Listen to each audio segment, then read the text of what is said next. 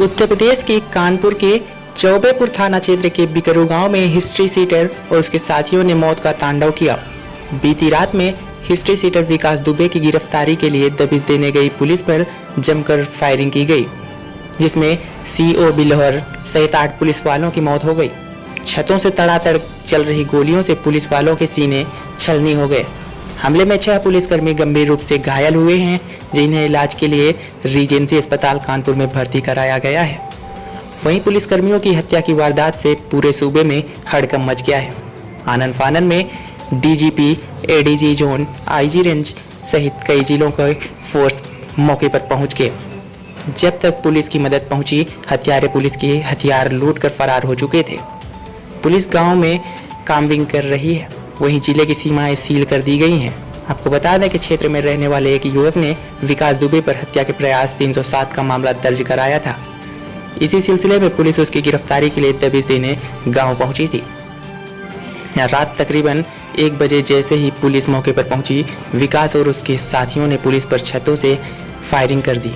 Police हमले के लिए तैयार नहीं थी, जिसके चलते पुलिसकर्मी गंभीर रूप से घायल हुए, जिसमें सीओ बिल्हौर सहित 8 पुलिसकर्मियों की मौत हो गई।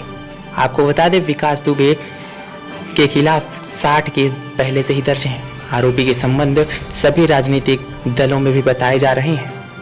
पूरा मामला कानपुर देहात के सिवली थाना इलाके के बिकरू गांव का है, जहां पुलिस की टीम हिस्ट्री सीटर विकास दुबे को पकड़ने गई थी। इस घटना को लेकर सीएम योगी आदित्यनाथ ने डीजीपी और अपर मुख्य सचिव गृह से बात की है। विकास दुबे वही अपराधी है जिसने 2001 में राजनाथ सिंह सरकार में मंत्री का दर्जा पाए संतोष शुक्ला के थाने में घुसकर हत्या कर दी थी। विकास के खिलाफ 60 केस पहले से ही दर्ज हैं। 2000 में विकास दुबे पर कानपुर के सिवली थाना क्षेत्र स्थित ताराचंद दत्ता इंटर कॉलेज के सहायक प्रबंधक सिद्धेश्वर पांडे की हत्या का आरोप लगाया था। इसके अलावा साल 2000 में ही उस पर कानपुर के सिवली थाना क्षेत्र में रामबाबू यादव की हत्या मामले में जेल के भीतर रहकर साजिश रचने का आरोप लगा था। साल 2004 में केवल व्यवसायी दिनेश दुबे हत्या मामले में भी विकास पर आरोप है। वहीं 2018 में अपने ही चचेरे भाई अनुराग पर विकास दुबे ने जानलेवा हमला करवाया था। इस दौरान भी विकास जेल में बंद था और वहीं से सारी साजिश रची थी। इस मामले में अनुराग की पत्नी ने विकास समेत 4 लोगों को नामजद किया था। बताया जाता है कि उत्तर प्रदेश में सभी राजनीतिक दलों के ऊपर हिस्ट्री सीटर विकास दुबे की पकड़ है। साल 2002 में मायावती के मुख्यमंत्री रहते हुए विकास दुबे ने कई जमीनों पर अवैध कब्जे किए, गैर कानूनी तरीके से काफ़ी सारी संपत्ति बनाई। इस दौरान बिल्हौर, शिवराजपुर, रेनया, चौबेपुर के साथ ही कानपुर नगर में विकास दुबे का दबदबा था। विकास दुबे जेल में रहते हुए शिवराजपुर से नगर पंचायत का चुनाव जीत चुका है। इस पूरे मामले में राजनीतिक दल आरोपी विकास दुबे से नज़दीकी न होने का पल्ला तो जरूर झाड़ रहे हैं, लेकिन इस मामले में सपा से नज़दीकी होने का एक सबूत भी सामने आया है। उक्त हिस्ट्री सीटर विकास दुबे की पत्नी का एक पोस्टर सामने आया, जिसमें उसका कनेक्शन समाजवादी पार्टी से सीधे तौर पर दिखाई दे रहा है। यूपी पुलिस के 8 पुलिसकर्मियों की हत्या करके फरार विकास दुबे को लेकर समाजवादी पार्टी इस वक्त सरकार को भले ही घेरे रही है, लेकिन विकास दुबे की पत्नी ऋचा दुबे का एक पोस्टर अलग ही कहानी कह रहा है।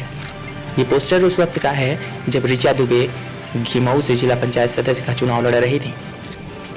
गुरुवार रात को बिल्हौर के सीओ देवेंद्र मिश्र, शिवराजपुर के SO Mahesh Yadav, 2 sub inspector और 4 सिपाही शहीद हो गए। इसके अलावा 7 पुलिसकर्मी घायल हुए हैं, जिनमें कई की हालत गंभीर है, जिनका इलाज रीजेंसी अस्पताल कानपुर में किया जा रहा है। घटनास्थल पर पहुंचे यूपी डीजीपी हितेश चंद्र अवस्थी ने बताया, हिस्ट्री सीटर विकास दुबे के खिलाफ धारा 307 के तहत मामला दर्ज किया गया था। पुलिस उसे गिरफ्तार करने गई थी, तभी गांव के बाहर जेसीबी को लगा दिया गया, जिससे हमारे पुलिसकर्मियों के वाहन बाधित हो गए। फोर्स के उतरने पर अपराधियों ने ताबड़तोड़ गोलियां चलाई, जवाबी फायरिंग हुई, लेकिन अपराधी ऊंचाई पर थे, इसलिए हमारे 8 लोगों की मौत हो गई। इस मुठभेड़ में 7 पुलिसकर्मी घायल भी हो गए, जिनका रीजेंसी अस्पताल कानपुर में इलाज जारी है। अंधेरे का फायदा उठाकर अपराधी भागने में सफल रहे। घटनास्थल पर पहुंचे सीएम योगी आदित्यनाथ पहले घायल पुलिसकर्मियों से मिलने रीजेंसी अस्पताल पहुंचे। वह घायल पुलिसकर्मियों के परिजनों से मिलकर उन्हें सहानुभूति दी और वहां से शहीद हुए पुलिसकर्मियों को श्रद्धांजलि देने पुलिस लाइन पहुंचे। साथ ही शहीद के परिजनों को 1 करोड़ की आर्थिक मदद का सीएम ने ऐलान भी किया। साथ ही परिवार को आजीवन साधारण पेंशन व परिवार के एक सदस्य को नौकरी देने का ऐलान भी सीएम ने किया है। जिस मजबूती के साथ अपनी जिम्मेदारियों का निर्वहन किया है, उसके लिए उनके कर्तव्यों के प्रति हम सब की विनम्र श्रद्धांजलि है। उत्तर प्रदेश सरकार अपने इन सभी शहीद हुए जवानों के परिवार वालों को यद्यपि शहादत की कोई कीमत नहीं होती, लेकिन उन परिवार वालों के साथ में पूरी मजबूती के साथ खड़ी है। उन सभी परिवार के सदस्यों में प्रत्येक पीड़ित परिवार, जितने भी हमारे जवान शहीद हुए हैं, उनके परिवार के सदस्य को शासकीय सेवा में लेने के साथ ही असाधारण पेंशन भी उन सभी परिवार वालों को सरकार उपलब्ध कराएगी। इसके साथ ही आर्थिक सहायता के रूप में भी 1 करोड़ रुपए प्रत्येक शहीद के परिवार को अतिरिक्त सरकार की ओर से उन्हें उपलब्ध कराया जाएगा। मैं फिर इस बात के लिए आश्वस्त करता हूं कि जिन भी लोगों ने इस घटना को अंजाम दिया है, कानून के दायरे में लाकर उन्हें कठोरतम सजा दिलाने। सर, ये जो आज कानपुर में इंसिडेंट हुआ, ये क्या वजह रही और कितने हमारे जो पुलिस पर्सनल्स हैं वो शहीद हुए इस घटना में?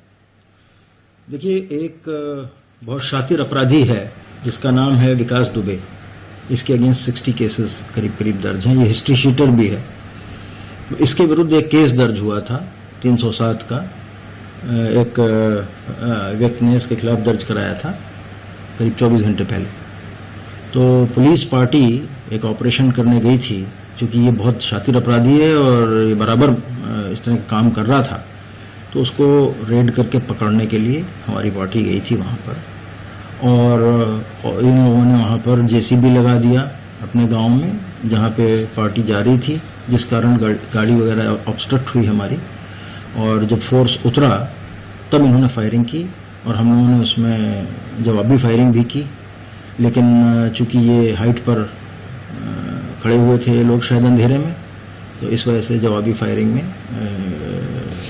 हमारे आदमियों की गोलियां लगी हैं, जिसमें 8 आदमी शहीद हुए हैं, जिसमें हमारे लोकल सीओ साहब भी हैं और उनके साथ 3 सब इंस्पेक्टर्स और अन्य 4 कांस्टेबल्स हैं जिनको वीरगति प्राप्त हुई। और इसके अलावा करीब 7 आदमी हमारे घायल भी हुए हैं और वो ऑपरेशन अभी भी जारी हैं, क्योंकि ये लोग भाग गए हैं अंधेरे का फ़ायदा उठा करके। और हमारे आईजी, एडीजी और यहाँ से हमने एडीजी लॉ एंड ऑर्डर को भी वहाँ भेजा है इन ऑपरेशंस को सुपरवाइज करने के लिए। और साथ ही ये जो फॉरेंसिक टीम है कानपुर की तो तुरंत पहुँच गई थी, अभी लखनऊ से भी एक एक्सपर्ट टीम हमने रवाना की है और इसमें एसटीएफ को भी लगाया गया है और आईजी एसटीएफ वहाँ पहुँच रहे हैं। लोकल कानपुर का जो एसटीएफ यूनिट है वो ऑलरेडी कार्यरत है और इनके खिलाफ एक बहुत बृहत ऑपरेशन चलाया जा रहा है और ये उसी ऑपरेशन के कंटिन्यूएशन में।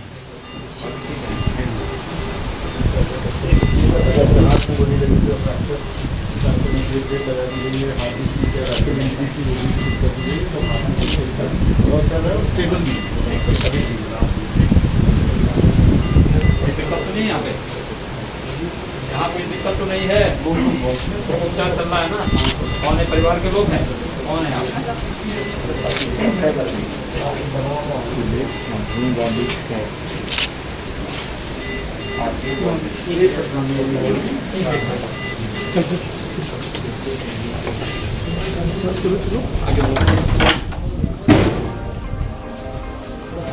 साइड होगी।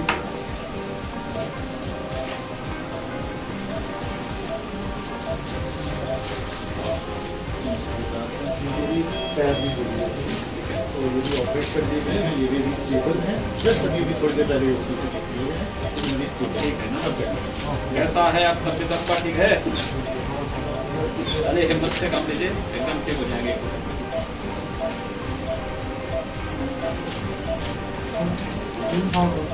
हाँ हाँ बताइए बताइए, कोई बात नहीं, आप चिंता मत करिए। थोड़ी बेहोशी की दवा का असर है इसमें। हिम्मत से काम करिए। कौन है इनके साथ में कोई आया सरकार?